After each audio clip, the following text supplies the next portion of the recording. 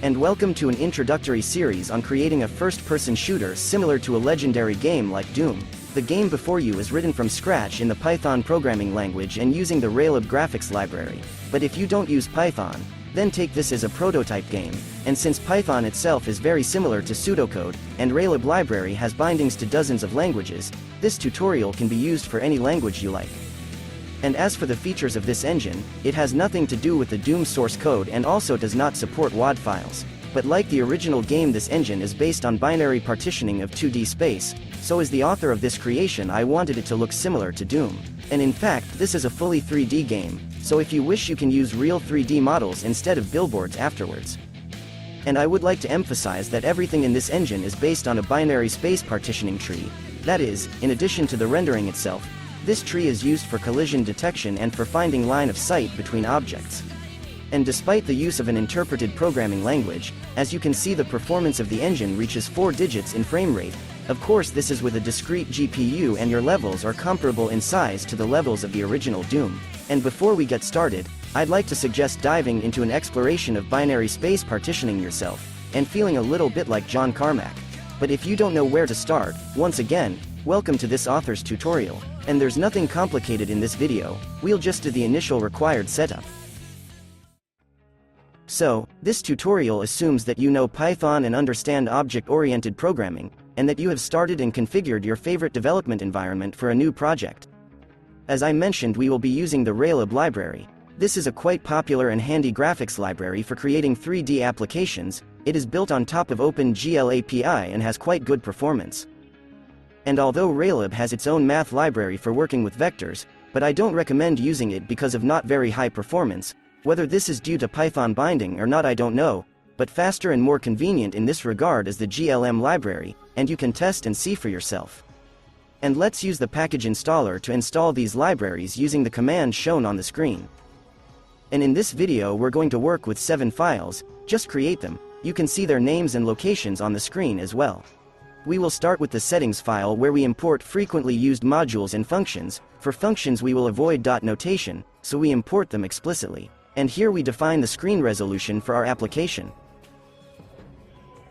And before we write the main application class we will create an engine class. Here we have a reference to the application instance, and here we will define methods for updating and drawing, and we will have separate methods for drawing 2D and 3D things.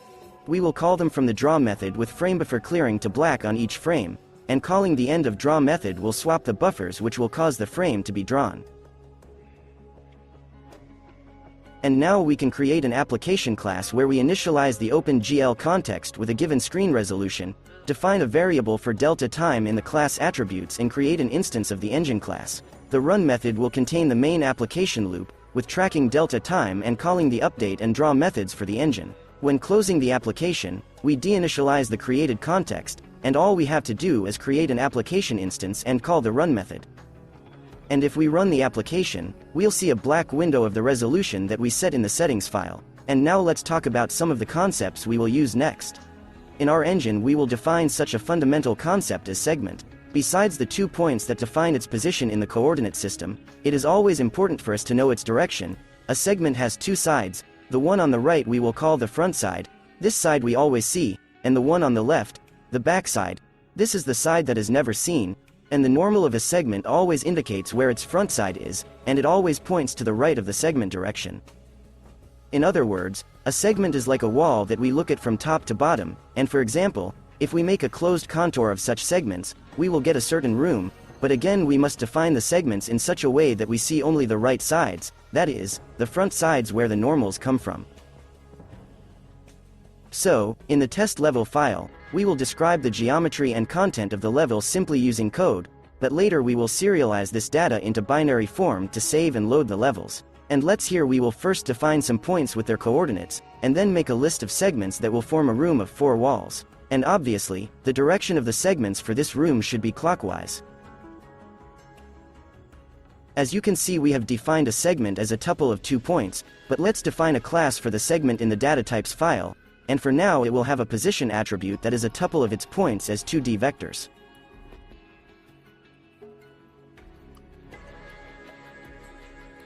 And now in the level data file we will process all the data related to our level, there will be a class with the same name with a reference to the engine instance, and here we will create a list of raw segments using our segment class.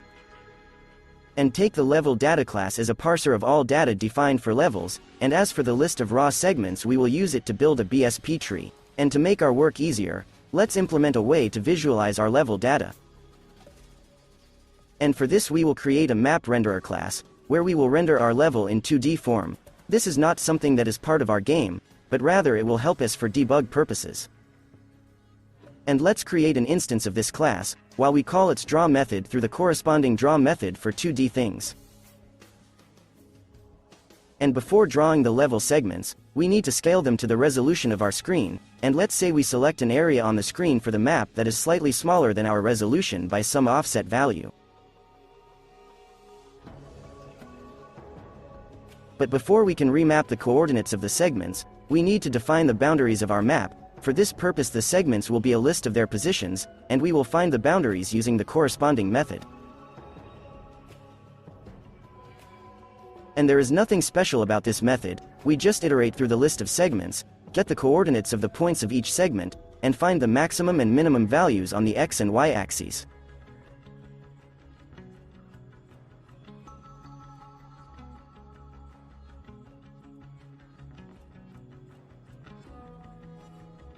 And once we have the values of these bounds, we can now write methods to remap the x and y coordinates to the dimensions of our map.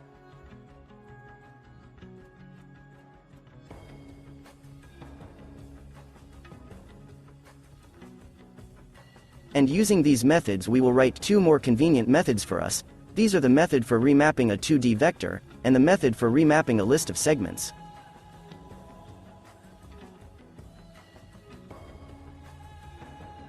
And so we can remap our list of raw segments, and finally write a method to draw them. In this method, we iterate over the segments and draw a line between the segment points, and draw the points themselves in white.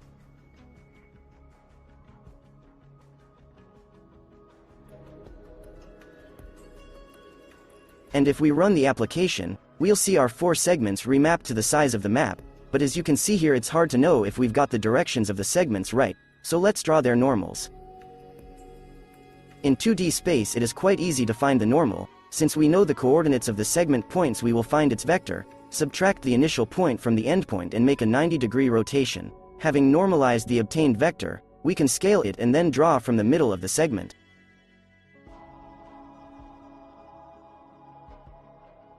And let's look at the result. So, now we can see the normals of the segments and we can clearly say that we see the front sides of the segments, that is, the directions of the segments are set correctly, and these are the sides that are visible to us when we are inside this region.